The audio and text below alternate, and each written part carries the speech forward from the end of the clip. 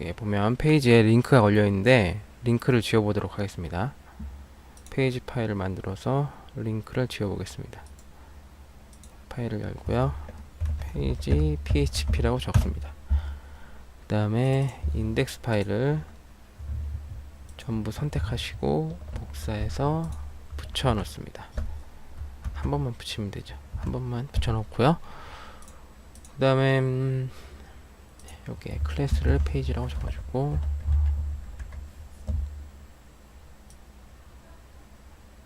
이 부분은 나중에 CSS 적용 때문에 페이지랑 포스트랑 다르게 하기 위해서 붙이는 거고요. 링크를 지우는 거랑은 상관없습니다. 링크를 지우는 거는 여기 A 태그를 지워주시면 됩니다. 지워주시고 새로 고침을 해보면 이렇게 지워졌죠. 링크가 지워졌고, 제목 크기를 좀 키워보겠습니다. 처음에 아티클에 클래스를 추가해줬죠. 이 클래스를 지정해서 CSS를 만드시면 됩니다. 그래서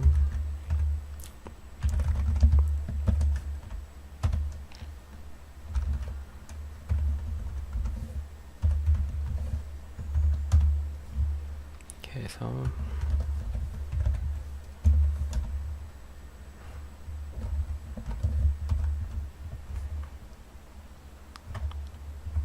새로 고침하면 페이지가, 잠시만요,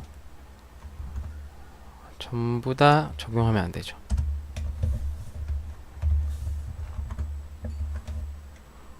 이렇게 제목 부분이 글씨가 커졌습니다. 그 다음에는 각 페이지별로 어떻게 바꿀 수 있는지 해보도록 하겠습니다. 페이지 가서, 그 전에 슬러그를 알아야 됩니다. 슬러그는 뭐냐면 이 부분을 슬러그라고 합니다. 이 부분이 슬러그인데, 그 슬러그를 한글로 하면은 워드프레스에 인식을 못하기 때문에 이 슬러그 부분을 바꿔줘야 됩니다. 이렇게 바꿔줍니다. 바꿔주고 새로 고침을 해보면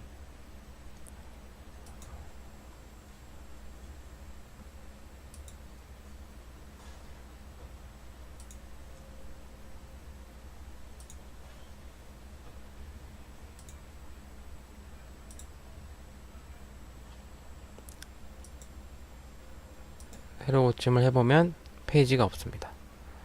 이거는 슬러그가 바뀌었기 때문이죠. 슬러그를 변경한 슬러그로 바꿔줍니다. 그러면 이렇게 나오게 됩니다. 그 다음에 여기서 duplicate라는 복사하는 기능을 선택하고요. 그 다음에 여기에 이렇게 써줍니다. 그리고 되는지, 적용이 되는지 보도록 하겠습니다.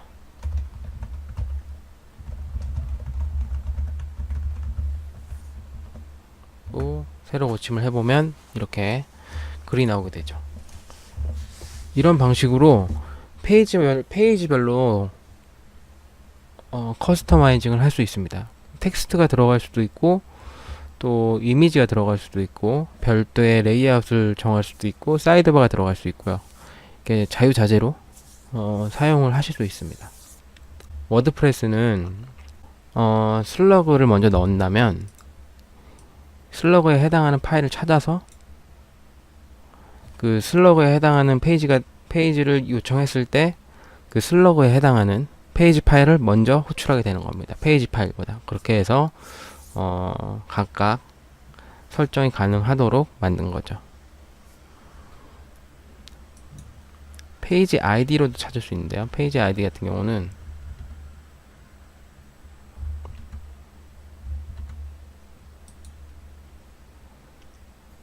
이 부분이 id입니다. 9번이죠. id를 넣는다면 두 개가 있는 경우에는 슬러그가 먼저 나오고 id가 있는 경우는 id만 있으면 id가 나오겠죠. 근데 슬러그가 있는 페이지 파일이 있다면 슬러그를 이용한 페이지 파일이 먼저 나오게 됩니다.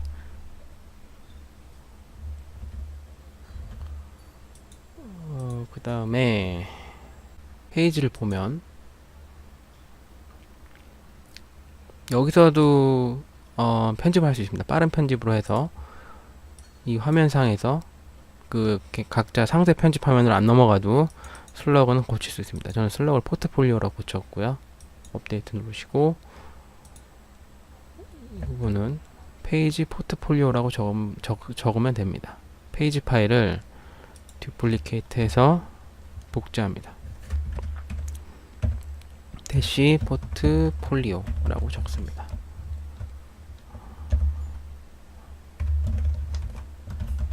적고요. 그 다음에 이 부분을 바꿔볼까요?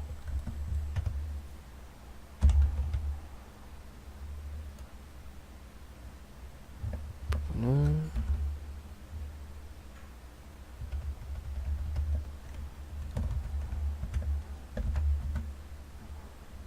타이틀 컬럼 넣고요. 다음 탭해서 컨텐트 컬럼이라고 넣고요. 그리고 잘라내고 다시 넣고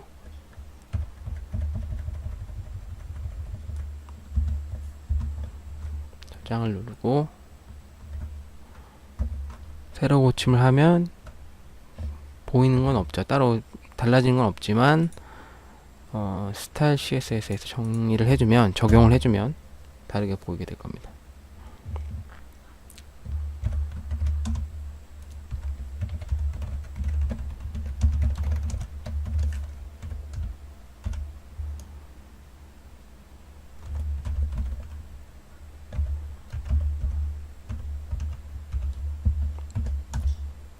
타이트 컬럼을 폭을 30%로 해주고 그 다음에 플로트 값으로 해주고요.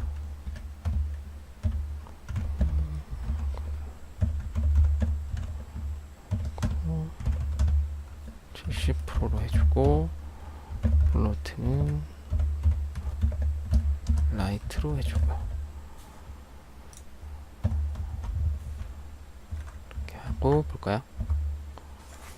보면 이렇게 됐는데, 이 화면이 깨지는 건 그 전에 말씀드렸던 클리어픽스 관련 버그입니다. 그러니까 플로트 버그인데 클리어픽스 코드로 해결할 수 있습니다. 그러면 클리어픽스 코드를 미리 만들어 놓는 게 좀 편합니다. 클리어픽스 코드를 만들어 보겠습니다. 클리어픽스 코드를 만들고요. 주석을 달고 클리어픽스라고 미리 설정을 해 놓습니다.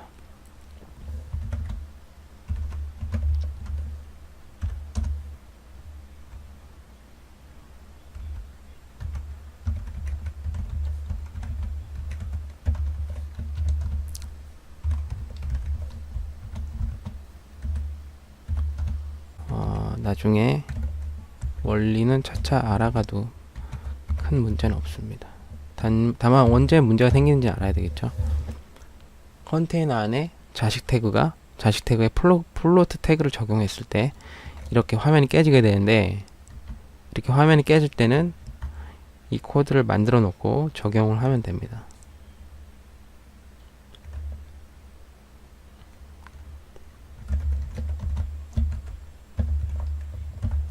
이렇게 해서 이게 클리어픽스라고 적습니다. 그러면 화면이 그대로 돌아옵니다.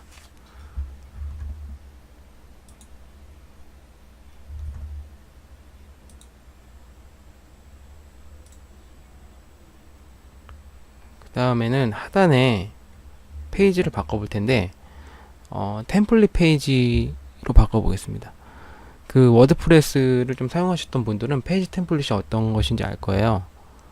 페이지 템플릿은 보면 여기에 나와 있지 않지만 지금은 없죠. 하지만 페이지 템플릿을 만들면 사용하셨던 다른 테마와 같이 템플릿이 생깁니다. 템플릿을 만들어 보겠습니다. 복제하고요.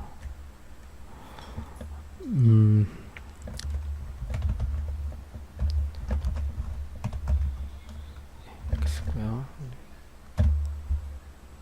그다음에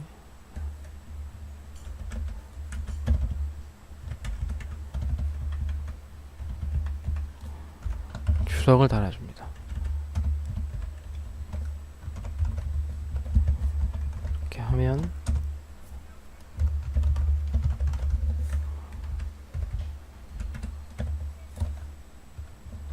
템플릿이 만들어집니다. 저장하고요. 새로 고침을 해보면 템플릿이 나옵니다. 기본 템플릿 사용하시면 page.php나 아니면 다른 만들어둔 파일이 설정이 되는 거고요. 푸터 페이지를 설정했을 때는 푸터 페이지가 이 푸터 페이지대로 화면이 나오게 됩니다. 여기 업데이트 눌러주시고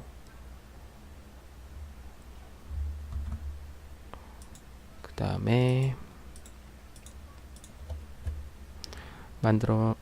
별도로 설정을 해보도록 하겠습니다. 이쪽에 박스 이 부분에 박스를 만들어 보도록 하겠습니다. 일종의 주의사항을 넣은 박스를 만들어 보겠습니다. 이렇게 되고요.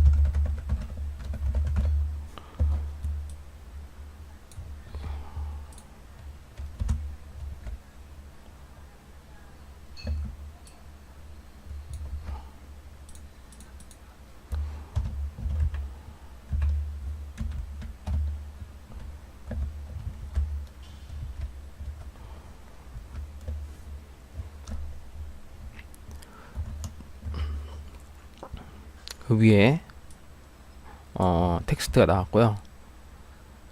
타이틀 위에 놔줘야 되겠죠? 타이틀 아래에 위에 가 있는데 타이틀 아래에 넣고 그 다음에 스타일 지정을 해줍니다.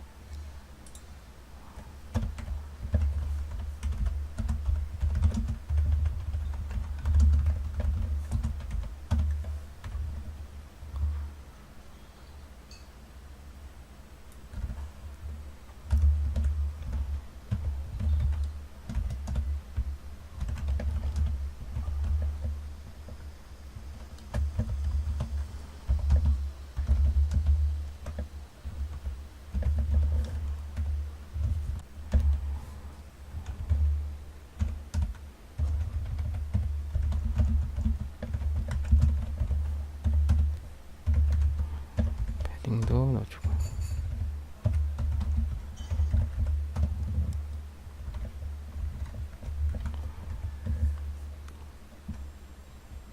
그 다음에 배경화면은 넣어주고요. 배경화면도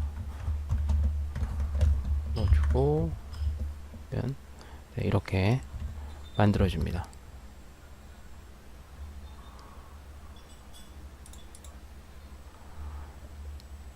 이렇게 만들어졌죠. 제가 이렇게 다 나오는 건 페이지마다 보시면 템플릿이 푸터 페이지로 정해져 있기 때문입니다. 거래 약관도 보면 푸터 페이지라고 되어 있죠. 이런 식으로 페이지 편집을 하시면 됩니다.